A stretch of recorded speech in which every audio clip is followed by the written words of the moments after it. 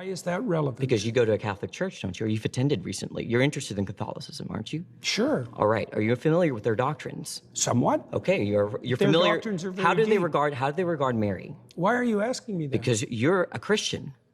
You say that. I haven't claimed that. Oh, what is this? Is this Christians versus atheists? I don't know. You don't know where you are right now. Don't be a smartass. Well, and I mean either you're a Christian or you're not. I won't talk to you if you're a smartass. Oh, either you're a Christian or you're not. Which one is it? I could be either of them, but I don't have to tell you. You don't have to tell me. I was under the impression I was invited to talk to a Christian. Am I not talking to a Christian? No, you were invited to. I think everyone should look at the title of the YouTube channel. You're probably in the wrong YouTube video. You're really quite something, you are. Aren't I? But you're really quite nothing, right? You're not a Christian. Okay, I'm done with him. Hey gang, it's me, Dr. Steve, on the road again. This time I'm coming to you from beautiful Las Vegas. Beautiful, sunny, and very, very hot. So I'm staying indoors where there's AC. But I just had to remark on that recent rather stunning exchange you just saw between Jordan Peterson and a young atheist. It was purportedly part of a Jubilee event, originally billed as a Christian versus 20 atheists, and Jordan Peterson served the role as the Christian. Apparently, there was some confusion on that, at least when it comes to Peterson, as you could see. So they changed the title of the video to Jordan Peterson versus 20 atheists. Regardless, that exchange was rather devastating, to say the least. One of the more interesting takes on that exchange was this one that noted that it wasn't just 20 atheists debating a Christian. It was 20 atheists crushing another atheist.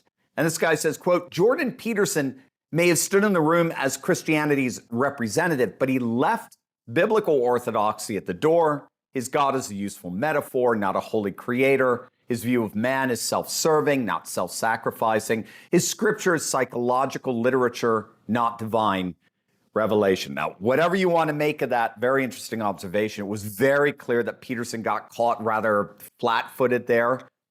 And his sitting on the fence when it comes to the confessional side of Christianity, in fact, even goes so far as to deny it, at least for argument's sake, appeared to get the best of him that day. I want to talk about what Peterson should have said. I want to talk about how Peterson actually could have his cake and eat it too. Here's a way that he could have sat on the fence in terms of his personal commitment to confessional Christianity and still won that exchange easily.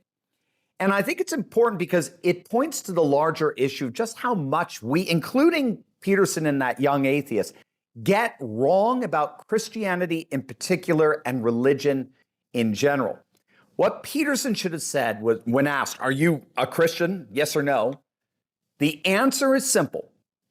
Of course I'm a Christian. And not only that, looking right into the eyes of the atheist, so are you. Yes, I'm a Christian, and guess what? So are you. And so are likely all the other 19 so-called atheists in this room. But first, I do want to take a moment to talk about something important that affects so many of us. Do you constantly feel exhausted, weighed down, and struggle to get through the day?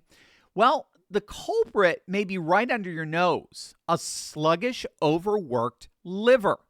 See, the reality is your liver is under constant attack. I mean, think about it. From processed foods, environmental toxins, GMOs, microplastics, fluoride, and so many other things that we still don't know about.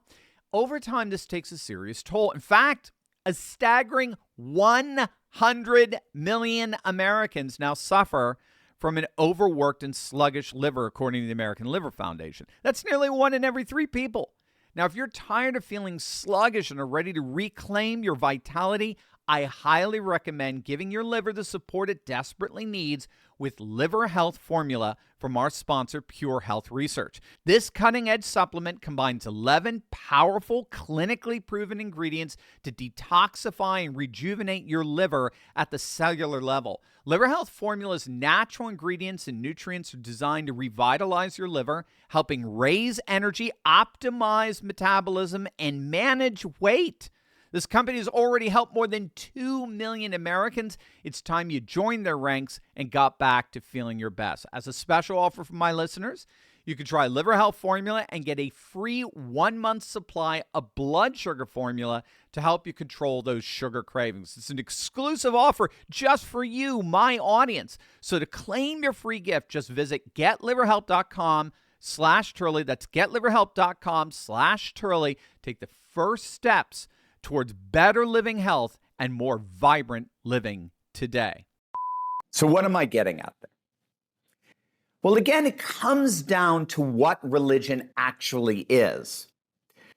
The problem with a debate like that is it was assumed by both Christian and atheists that religion in general is a matter of personal private belief. Religion is a subjective sentiment. Some people go to church on Sundays, but some go to yoga class. Some go to Weight Watchers, right? Or Old Country Buffet, the opposite, right? Christianity is simply a private, personal commitment to a set of beliefs that are embraced by some to be true and others not. The fundamental problem, the fatal flaw to this entire debate is that emphatically is not what religion is. Again, this is very important. Whenever people debate religion, either side rarely stops to define precisely what they mean by this term religion.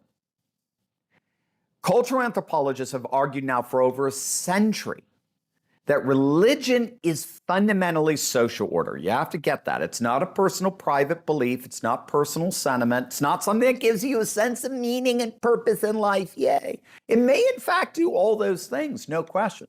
But fundamentally, religion is all about social order. The way all human societies are ultimately bound together is through something known as the sacred. And the sacred is comprised of rules, understandings, and goals embedded in ceremonial rituals that are considered absolute and unquestionable and thereby provide the means by which we can have social order. So let's unpack that a little bit, right? We all know what we mean by this term sacred. At least we have an idea. The sacred is something that's set apart from everything else. That's what we mean by the term holy. It's wholly different, as it were, from any and all other things. So for example, when it comes to dishware, most of us have some kind of china that we consider set apart from all other mundane dishware. And notice how we display that set apartness, that sanctity. We don't put china among our mundane dishware. We physically separate it and put it on display in what we call a china cabinet, which is in effect a kind of shrine, displaying the sanctity of the dishware. That's what rituals do.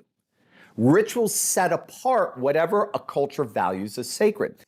So when we're dealing with the sacred in a social sense, we're dealing with a set of rules, understandings, and goals that are set apart from everything else in society, in that they are collectively recognized as absolute and unquestionable. In other words, these rules, understandings, and goals define us. We don't define them. So for example, if I get pulled over by a police officer for speeding and I tell him, I really don't like that law, what's he going to say to me? Well, that's all fine and dandy, but you still broke it, right? In this case, the law is absolute. It's unquestionable. I don't define it, it defines me. I may want to have the law changed, but if I do, then there's a procedure to do so that is itself absolute and unquestionable. There's no society that can operate without basic rules, understandings, and goals that define the common good for society in ways that are considered absolute and unquestionable. This is the social basis for any vision of shared public life. And so for cultural anthropologists, religion is social order. Religion, that which defines the sacred, is social order. Another way of thinking about it, religion is the cult of culture. That's where we get the term culture from the Latin cultura, which is rooted in the term cultus, which means worship. Religion is the cult of culture. And the key here is it's not a matter of having social order over here and religion over there that somehow helps society or gives individuals a sense of purpose, as if it's something added to society like salt on steak. Religion is society. Religion is the cult of culture. That's what the term religion means. Religio is derived from the Latin religare, which means to retie or rebind one's social obligation. So that's the first thing to get here.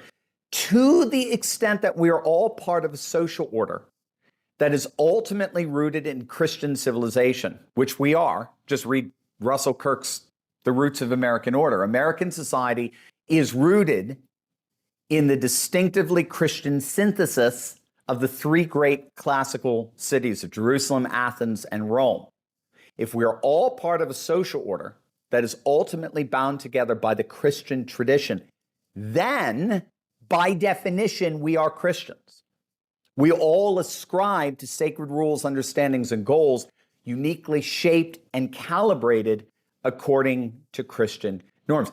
This is precisely what the renowned atheist Richard Dawkins has recently admitted to. He was doing an interview with Rachel Johnson of LBC News, and he admitted that he was very distressed about the Islamification of London that he was seeing.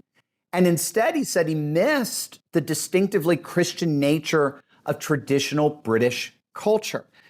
And he considered himself very much what he called a cultural Christian, meaning his sense of architecture and music and holidays and decorations, they were all inordinately shaped by the Christian tradition, which he loved. He said bluntly that he loved Christian hymns, he loved Christian carols, and that he felt at home in a Christian ethos. And the reason for that, of course, is that he's a child of Christian civilization. He was culturally forged by a culture whose cult was Christianity.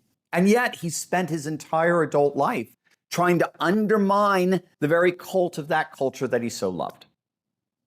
I once heard it put, he spent his life chopping down apple trees only to lament the loss of apple pie. This is precisely what that fellow at that debate was doing. You can claim to be an atheist until you are blue in the face, but that claim will never rescue you from the fact that the cultural knowledge you use to embrace atheism is itself rooted in the very Christian tradition that negates atheism. I mean, this is why particularly Western atheism always seems to end up in an inexorable incoherence. Knowledge traditions are themselves rooted in a sacred. And so to default to a knowledge system rooted in a sacred, to argue against that very sacred, is nothing less than trying to push the bus you're trying to ride on. You're sawing the very limb you're sitting on. You're actually engaged in undermining the very legitimacy of the argument you're making. So in effect, what this fellow was doing there, just like Richard Dawkins, is he was arguing against a culture that is the very basis of the validity of his argument. So yes, I am a Christian, and so are you.